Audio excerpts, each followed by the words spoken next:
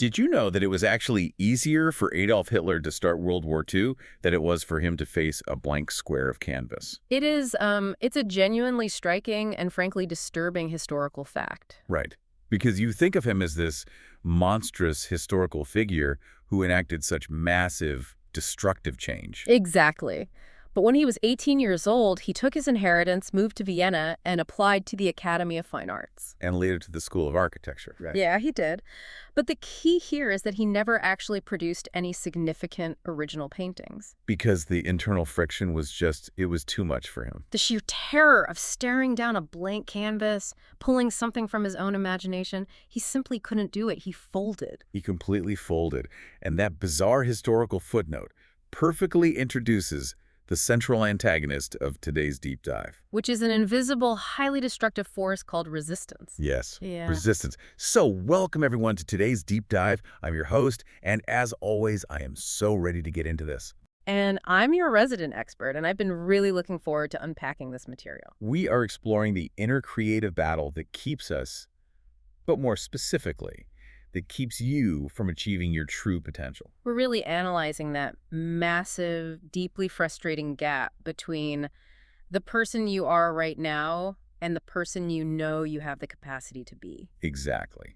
And our source material for this exploration is the foundational text, The War of Art, by Stephen Pressfield. Along with a highly revealing and actually somewhat contradictory foreword written by the acclaimed screenwriting instructor Robert McKee. Which we will definitely get into later because that debate is fascinating. Oh, it's incredible. But our mission today is entirely practical.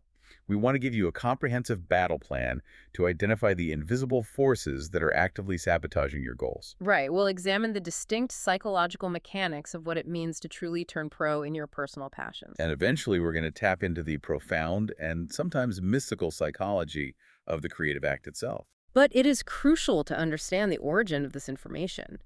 Stephen Pressfield is not some theorist who sat in an ivory tower and just decided to write a psychological profile on procrastination. Not at all. He is a grizzled, bloodied veteran of this exact inner war.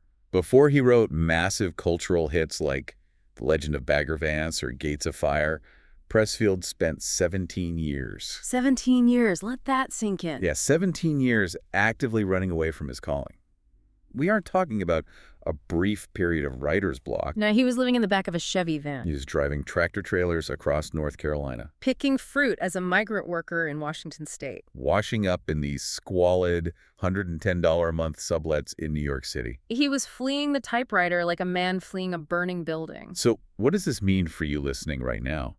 It means that whether you are trying to overhaul your health, launch a disruptive tech startup, write a symphony, or simply commit to being a more present partner. This text explains the precise architecture of why you feel stuck. It gives a specific name and a face to your paralysis. So let's start with how Pressfield defines the core problem. He suggests that most of us are actually living a dual existence. Right. There is the life we live day to day. You know, the routine, the commute, the obligations. The mundane stuff. Exactly. And then there is the unlived life residing entirely within us.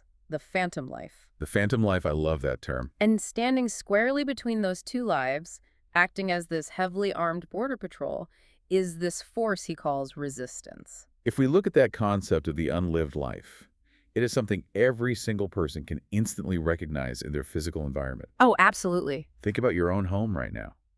Think about that expensive, top-of-the-line treadmill sitting up in your attic. The one gathering a thick layer of dust. Right. Or think about the detailed business plan you started drafting 3 years ago. That's currently sitting in a digital folder on your desktop, completely untouched. Or the language you swore you were going to learn, or the spiritual practice you promised you would commit to. Those artifacts are the physical manifestations of your unlived life staring right back at you. And we have to analyze the specific mechanics of why that gap exists. Yeah. Why do we invest financial and emotional capital into the treadmill only to abandon it? Resistance. Exactly. Yeah. Pressfield introduces resistance as the sole culprit, and he is meticulous about defining its nature. He characterizes it as invisible, internal, insidious, and implacable. And that is a vital distinction, because human nature defaults to blaming the external environment. Oh, always. We build these elaborate narratives like, I can't do my deep work because my boss is too demanding. Or my spouse isn't supportive enough. The kids need constant attention. The macroeconomic climate is unfavorable right now. Right, we pointed everything outside of ourselves. But the text argues that resistance is never a peripheral opponent. It is an engine of destruction generated entirely inside your own psyche. And its primary fuel source is your own fear.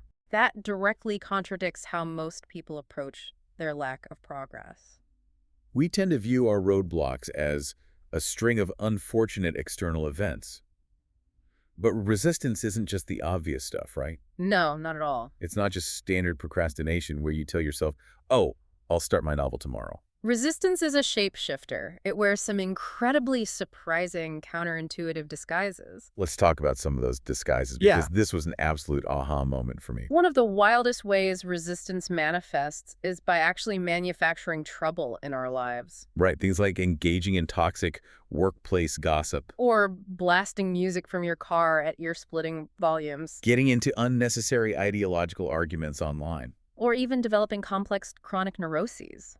The text posits that these are all cheap, pain-free ways to get attention. And to feel a sense of significance without ever having to sit down and do the agonizing work of creation. If we follow that logic to its natural conclusion, it leads directly into Pressfield's concepts of self-dramatization and victimhood. We all know people, sometimes entire families, who exist in a perpetual state of soap opera. There's always a crisis. Someone is always mysteriously ill or getting arrested or causing a massive scene at Thanksgiving. Pressfield uses a brilliant, almost darkly comedic analogy to explain this. He says resistance is like an evil twin to Santa Claus. The evil Santa. This evil Santa makes his rounds, flying house to house. And when he lands on the roof of a house that is completely addicted to self-dramatization, trauma bonding, and endless crisis, his ruddy cheeks just glow with absolute joy. He knows he can just fly right past that chimney. Because he is guaranteed that absolutely no real work is ever going to get done in that house. The drama itself has become the primary occupation. Sad, but it's so true. The drama replaces the work. It's a full-time job being in crisis. But let's pause and really look at another disguise resistance wears, because this one is deeply embedded in modern culture. And that is the disguise of healing. Yes, healing as a form of resistance. We live in a society, particularly in spaces that cater to a certain wellness-oriented lifestyle, where people become entirely consumed by the idea that they need to, quote-unquote, complete their healing. Before they can finally step into their life's work. Exactly. The narrative is that you must process every micro-trauma, meditate away every ounce of anxiety, and achieve perfect psychological equilibrium before you are ready to paint a canvas or lead a company. And Pressfield violently dismantles that idea. He really does. But he does so through personal experience. He tells this amazing story from his days as a cab driver in New York City. He was living in utter squalor, making perhaps $20 a night. And completely and totally avoiding his writing. So one night, he hits an absolute psychological rock bottom. He just couldn't rationalize his avoidance for one more evening. The pain of not writing had finally eclipsed the fear of writing. So he drags out his ancient Smith Corona typewriter and forces himself to sit in the chair for 2 hours. And what does he write? He types absolute garbage.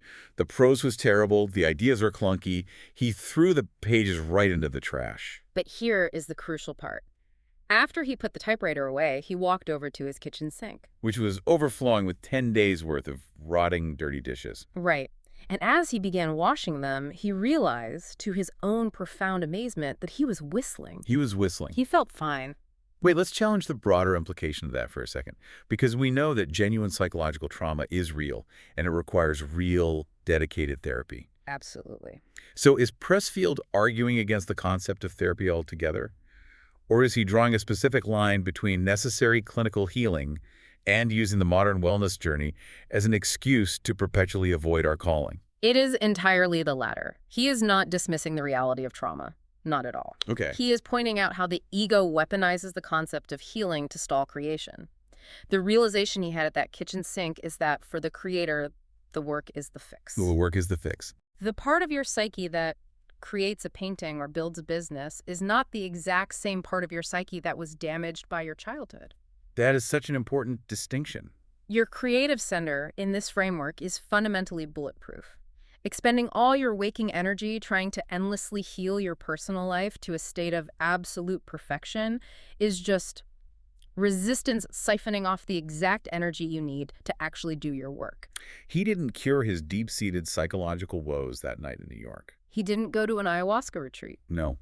He just sat down, faced the terror of the blank page, and suddenly his baseline anxiety vanished. Because he did the work. That brings up a massive structural problem for the person listening, though. Which is? If resistance is this powerful, if it can disguise itself as healing or drama or legitimate external obligations, how do we ever know we are actually going in the right direction? How do we orient ourselves? Well, the text offers a highly reliable compass, and that compass is fear. Because resistance is infallible in its targeting, like a magnetized needle floating on a pool of oil, resistance will always point to true north. Meaning it points directly at the specific calling or action that it most desperately wants to stop you from doing. Precisely. The greater the fear, the greater the resistance. So if you are completely paralyzed with fear about a certain project, say submitting a manuscript or pitching a massive new client, that is actually an incredibly positive indicator. It means you are on the exact right track. The rule of thumb established here is that the more scared we are of a work or a calling, the more sure we can be that we absolutely have to do it. Think about the television show Inside the Actor's Studio. Oh, I love this example. The host, James Lipton, would regularly ask legendary multi-Oscar-winning actors to explain their process for choosing roles. And almost universally, they would give some variation of the exact same answer. They would say, I take the role because I'm terrified of it. Because I'm afraid of it. The seasoned professional actively seeks out the fear, because the fear indicates absolute importance. If the project meant nothing to your soul's evolution, you wouldn't feel an ounce of resistance toward it. You'd just be indifferent. Exactly.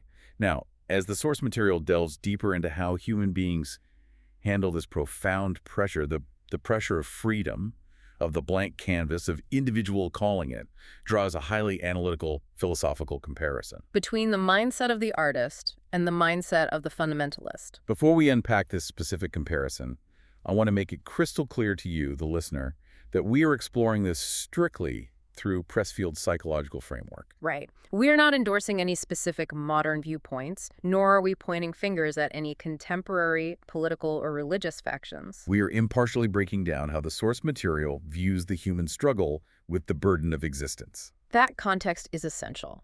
So according to Pressfield's text, both the artist and the fundamentalist are confronted with the exact same terrifying mystery. The mystery of their own existence. They both look into the void and ask, who am I? Why am I here? What is the meaning of this brief time I have alive? The divergence happens in how they handle that agonizing burden of individual freedom. The artist, in this psychological model, embraces the freedom. They are grounded in the present, they look forward into the unknown, and they seek to co-create a better future alongside that mystery. And the fundamentalist reaction is the exact inverse. Precisely. The fundamentalist mindset is terrified by this freedom. The complexity, the dislocation, and the constant evolution of modern life are too much to bear. So instead of looking forward into the terrifying blank canvas of the future, they retreat. They retreat to a rigid, highly structured, idealized past. In doing so, their innate human creativity becomes inverted into destruction. Instead of focusing on internal creation and personal evolution, all of their energy is channeled outward. Focusing entirely on a defined enemy or a conceptual Satan. It's a profound observation on human psychology. When faced with the terror of creating your own meaning, you either step up to the canvas or you violently flee from it into the arms of dogma. It's the ultimate fight or flight response to existence itself. It is a heavy realization. So how do we avoid fleeing? How do we actively beat this invisible shape-shifting monster that is trying to ruin our unlived lives? According to the text, the solution is conceptually elegant but practically grueling. We defeat resistance by turning pro. Turning pro. The transition from amateur to professional is the single most important turning point of an artist or entrepreneur's life. And the great, almost humorous irony that Pressfield points out is that almost all of us, without even realizing it, are already professionals. We are absolute masters at being professionals at our day jobs. This is such a brilliant paradox. If we look at our own lives, we are already executing this professional mindset perfectly, just in the wrong arena. Think about the standard 9-to-5 job. You show up every single day without fail. Come hell or high water. Whether you have a mild headache, whether it's sleeting outside, whether you are in a bad mood, you stagger into the office or the factory. You stay on the job all day. You don't leave at 10:30 in the morning just because you aren't feeling inspired. Right. Furthermore, you don't over-identify with your job description. If a middle manager criticizes a quarterly report you drafted, you don't fall into a deep existential crisis and question your fundamental worth as a human being. You just fix the report. And most importantly, you take the job seriously because the stakes are real. You're working for survival. Now, compare that gritty, lunch pail mentality to how the amateur treats their deepest calling, their art, or their entrepreneurial dream. The amateur only works when they feel a mystical surge of inspiration. They over-identify with their art to a highly toxic degree, meaning any failure of the work is instantly viewed as a catastrophic failure of the self. And that over-identification is exactly what causes their paralyzing fear. Ultimately, they treat the most important work of their lives like a casual weekend hobby. The professional, however, demystifies the entire process. They strip the romanticism away. They don't wait for the heavens to part and angels to hand them an idea. It reminds me of the legendary story about the writer Somerset Maugham. Oh, that's a perfect example. A reporter once asked him if he wrote on a strict daily schedule, or if he only wrote when inspiration struck him. And Maugham deadpanned, "I write only when inspiration strikes. Fortunately, it strikes every morning at 9 o'clock sharp." I love that. That is the unglamorous mindset of a pro. They act in the very face of biological fear. Consider Henry Fonda. He was 75 years old, an absolute titan of the stage and screen, universally respected. Yet he was still throwing up in his dressing room toilet before every single theatrical performance. The physiological reality of the fear never magically disappeared. He didn't meditate it away. He just wiped his mouth, cleaned himself up, and walked out under the hot lights anyway. The professional controls their own internal reality and self-validates, regardless of external chaos. The text uses an incredibly vivid example from the sports world to illustrate this precise mental control. Let's look at Tiger Woods during the final day of the 2001 Masters tournament. The stakes could not be higher. He is going for the historic Tiger Slam, holding all 4 major championships simultaneously. He is at the absolute top of his backswing on a crucial high-pressure shot, and someone in the gallery snaps a camera shutter. It's a loud, highly distracting click right at the worst possible millisecond of physical tension. Most amateur golfers would explode. They would rage, step away, play the victim, scream at the photographer. And if they hit a bad shot, they would use that external distraction as a built-in excuse to fail. It wasn't my fault the camera went off. Exactly.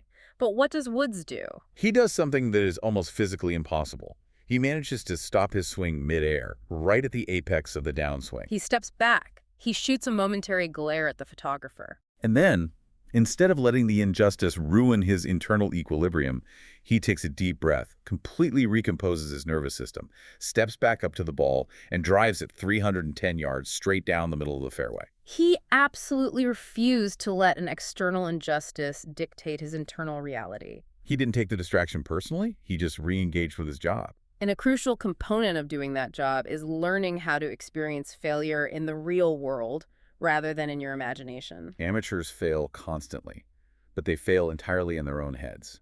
They imagine the rejection of their manuscript or the bankruptcy of their business so vividly that they never even take the first step. Professionals, conversely, fail in the actual blood-stained arena. Pressfield shares a deeply personal story about this that serves as the pivot point for his entire career. The King Kong love story. It is equal parts hilarious and completely devastating. It really is. So, picture this. After 17 years of utter failure, living in vans and washing dishes, Pressfield finally lands his first legitimate professional writing job. He and his writing partner are hired to write the screenplay for a massive Hollywood production, King Kong Lives, starring Linda Hamilton. They spend months on it. They are incredibly proud of the work. They are convinced this is going to be a monumental blockbuster hit that will change their lives forever. They invite everyone they have ever met to the premiere. They even rent out the venue next door for a massive, lavish post-premiere victory party. But the reality of the arena is brutal. When they arrive at the theater for the premiere, there is no line wrapping around the block. There's literally nobody there except one guy muttering to himself, asking for spare change. Inside the theater, their friends and family sit in a stunned, agonizingly awkward silence as the movie plays out on the screen. It is objectively terrible. As soon as the credits roll and the lights come up, Their friends scatter like cockroaches when the kitchen light turns on. Just to avoid having to make eye contact and talk to them about the film. The next day, the review in the industry Bible, Variety, comes out. The reviewer literally writes, "We hope these are not their real names, for their parents' sake." The movie is a total, unmitigated, highly public disaster. Pressfield is absolute crushed. He is in his 40s, he is divorced, he has no money, and his one massive break has turned him into a public laughingstock. So he survives this public humiliation. He's standing in the arena, bloodied but alive. But that begs the question. Once you put on that armor, once you conquer the fear of failure and actually take the punch to the face, what happens next? When a friend asks Pressfield if he's going to quit after this disaster, he realizes the answer is a resounding no. And that is the exact moment he realizes he has finally become a true professional. He experienced a real failure, not a fake, imagined failure, preventing him from mailing a manuscript. But once you achieve that professional resilience, what actually happens when you sit down at the keyboard the next day? Pressfield argues that the entire tone of the endeavor shifts from a gritty blue-collar battle into something almost mystical. This is where we transition into the final phase of the source material, which is heavily steeped in philosophical and psychological theory. When we finally beat back resistance for a few hours, when we commit and turn prosat, something invisible seems to come to our aid. Pressfield calls it the magnetized rod effect. The theory is that when you sit down and put in the manual sweat, you transform your psyche into a magnetized rod that starts attracting iron filings of inspiration. You don't invent the ideas, you attract them. This explains why you suddenly solve complex structural problems in your business model while you're mindlessly taking a shower or driving to the grocery store. The Scottish mountaineer W.H. Murray articulated this phenomenon beautifully. He wrote that the moment one definitely commits oneself, then providence moves too. A whole stream of unforeseen incidents, chance meetings, and material assistance arises to help you, things no man could ever have deliberately planned for. Pressfield takes this concept of external assistance so seriously that he has a deeply unusual morning ritual. He actually begins every single workday by reciting the Invocation of the Muse from Homer's Odyssey, specifically the translation by T.E. Lawrence. Here's a striking image. A tough ex-truck driver who writes incredibly gritty, violent historical war novels, standing alone in his office, praying out loud to a Greek muse before he types a single alphanumeric character. Why on earth does he do it? He does it to systematically purge his own ego. It is a daily ritual to remind himself that his conscious mind is not the sole source of his genius. He is merely a vessel, a radio antenna tuning into a frequency to receive the work. And this leads us directly into the deep psychological architecture presented in the text, the fundamental existential battle between the ego and the self. Pressfield relies heavily on a Jungian psychological framework here. For those listening who might be familiar with Carl Jung, he divided the human psyche into different realms, primarily dealing with the conscious and the unconscious.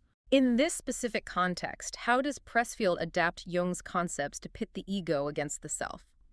Let's break down exactly what those terms mean in the arena of creating art or building a life. In this adapted Jungian model, the ego is the part of our psyche that is entirely tethered to the physical, material world.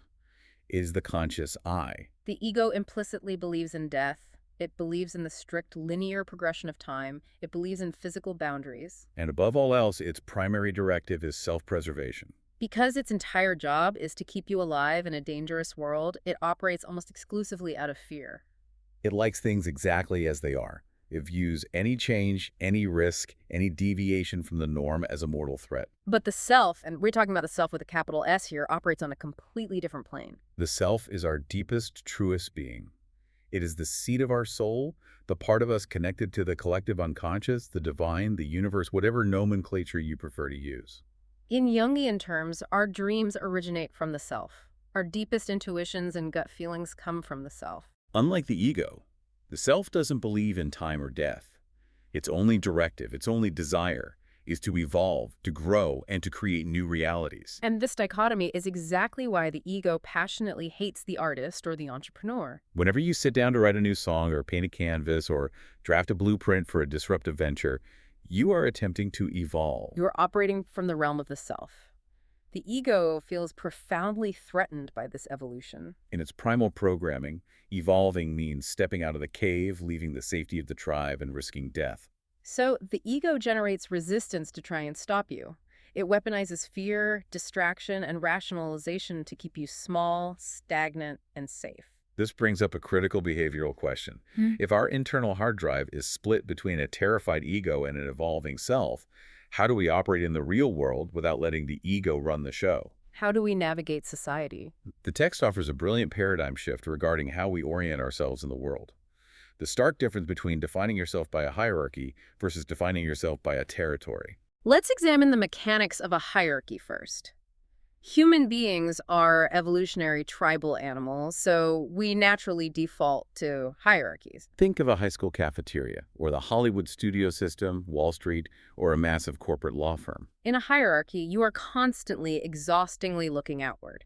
You evaluate your fundamental worth based entirely on your rank relative to others. You are competing, looking up at the people who have more power than you, and looking down at the people who have less. Your primary driving question in a hierarchy is always, what do other people think of me? And the text points out that for an artist, an innovator, or anyone trying to do deep, original work, operating hierarchically is fatal. It inevitably creates what Pressfield calls the hack. A hack writer, for example, doesn't sit down and ask themselves what profound truth they truly believe, or what story is burning inside them to be told. The hack looks outward at the hierarchy. They look at the market trends, the algorithms, the bestseller lists, and they ask, what will sell right now? What does the audience want to hear? They pander. They constantly second-guess the audience. And the tragedy is, even if they succeed and make millions of dollars, they've sold out their soul. They aren't creating authentic art. They are simply manufacturing a product to gain status within the hierarchy. Contrast that anxiety-inducing existence with the territory orientation. In nature, animals claim physical territories. In human psychology, we can claim psychological territories. The book uses a few great examples. Arnold Schwarzenegger's territory is the weight room in the gym. Stevie Wonder's territory is the keyboard of a piano. A psychological territory is defined by a few specific, rigid traits. First and foremost, it sustains you without any external input whatsoever. If Arnold Schwarzenegger were somehow the last surviving human being on planet Earth, he would still wake up and go to the gym to lift weights because the sheer act of lifting provides him with a psychological return. A territory only gives back exactly what you put into it. It is a perfectly closed feedback loop of effort and reward. It doesn't care about your rank, your wealth, or what the critics say. This is exactly where we need to pivot and provide the listener with highly actionable takeaways. We've discussed the dope psychology, but what can you, the listener, do today to apply these frameworks and defeat the resistance in your own life? First and foremost, the text suggests you need to adopt the You Inc. mindset immediately. You must literally or figuratively treat yourself as a corporation. The mechanics of You Inc.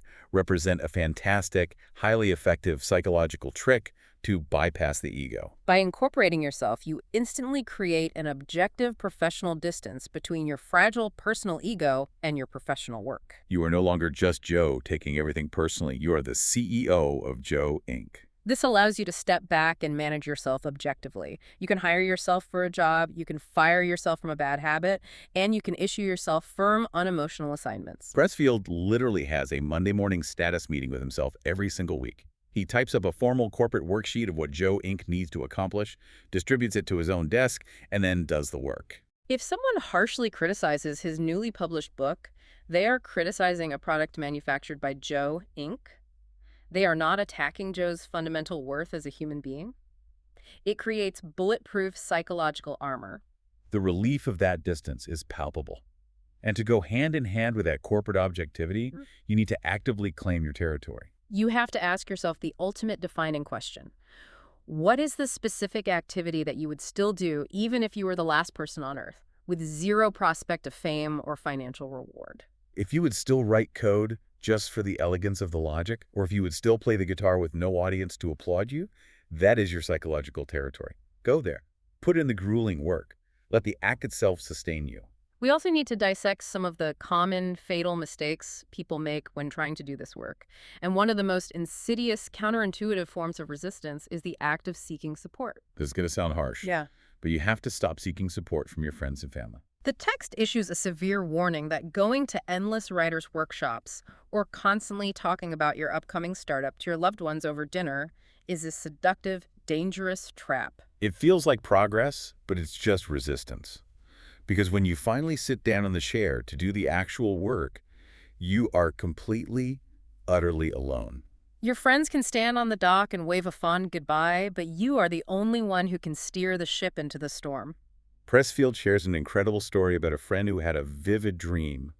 In the dream, she was a passenger on a Greyhound bus, and Bruce Springsteen was driving. Suddenly, the boss stops the bus, hands her the keys, and bolts out the door. She panics, terrified of the responsibility, but she eventually takes the wheel and realizes, to her shock, that she can actually drive the bus. The unconscious message of the dream was clear. She was the boss of her own life. That internal realization, that self-reliance, is the only real support that matters. External pats on the back from your mother or your peers are just monopoly money. They have no purchasing power in the territory of doing the work. Furthermore, claiming your territory means you must learn to never ever take criticism personally. You have to realize that critics, even the well-meaning ones, like a spouse or a close friend, are often functioning as unwitting mouthpieces of resistance. When they criticize your ambition, they're usually echoing the exact same doubts and fears you already have playing on a loop in your own head. The universe is using them to test your will. The true professional listens to objective criticism to improve the technical craft, but they never allow the criticism to penetrate their core sense of self. Let's shift our focus to some broader discussion points regarding the text itself.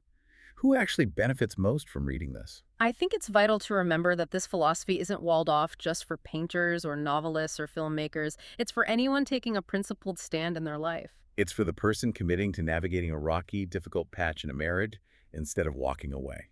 It's for the person trying to overcome a decades-long addiction, or honestly, even someone just trying to commit to a diet to get tighter abs.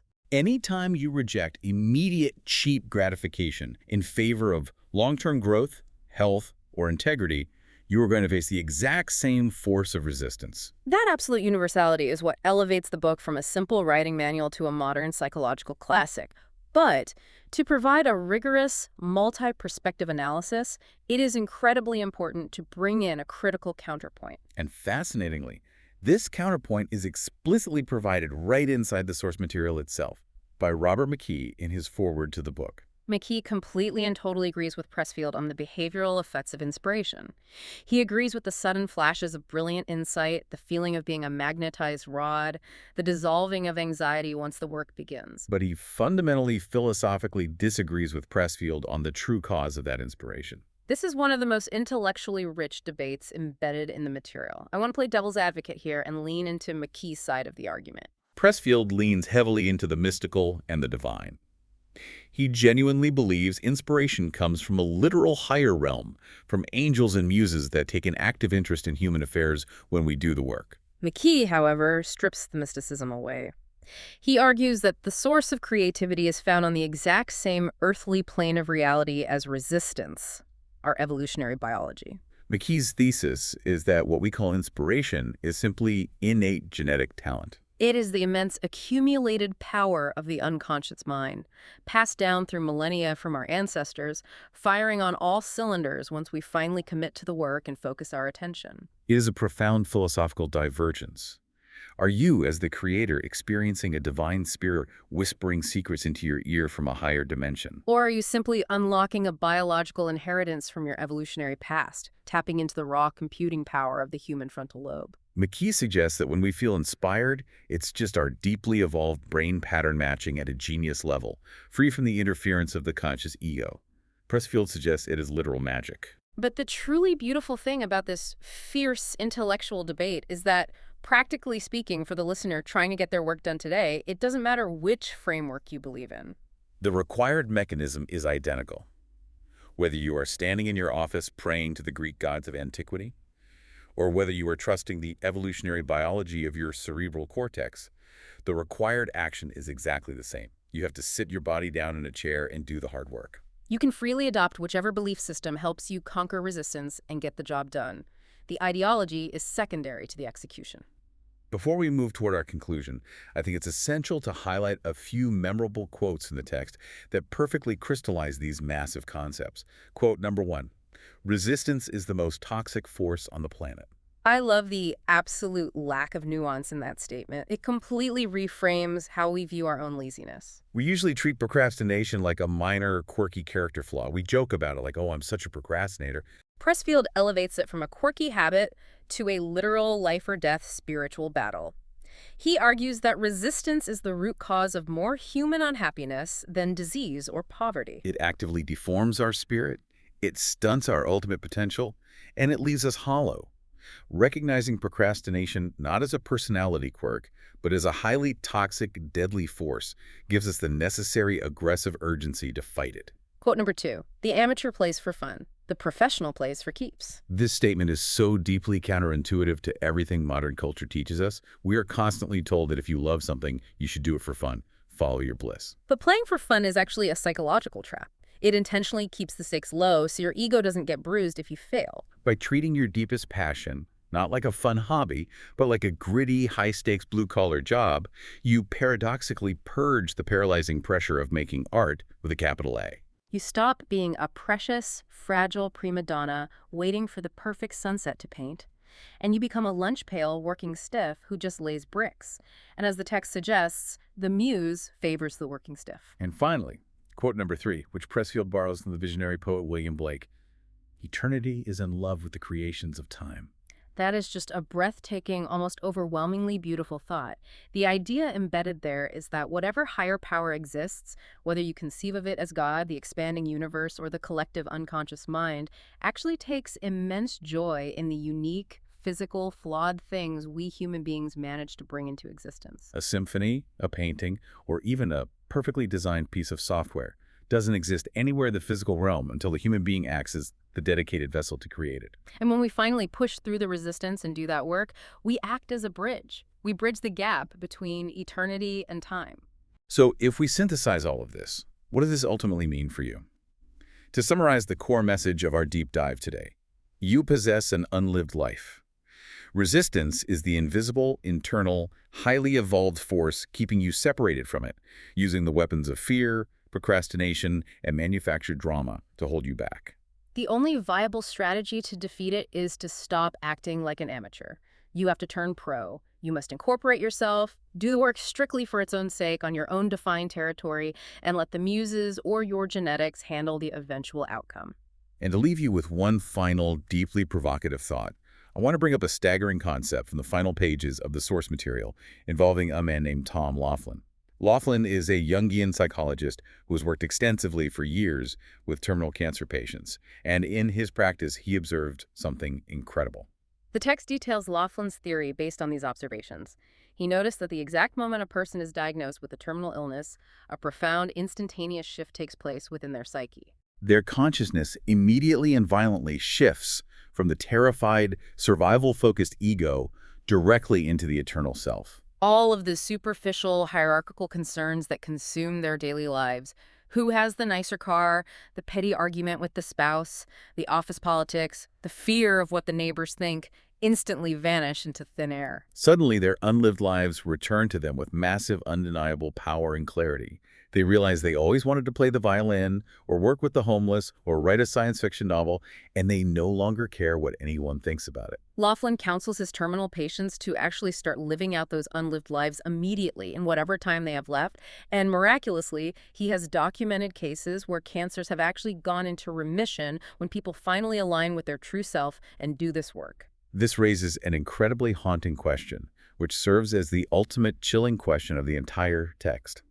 Is it biologically and psychologically possible that diseases like cancer or chronic depression or crippling addiction are sometimes the literal physical vengeance of our unlived lives? Is our unexpressed creative potential literally turning inward and destroying our bodies because we refuse to let it out?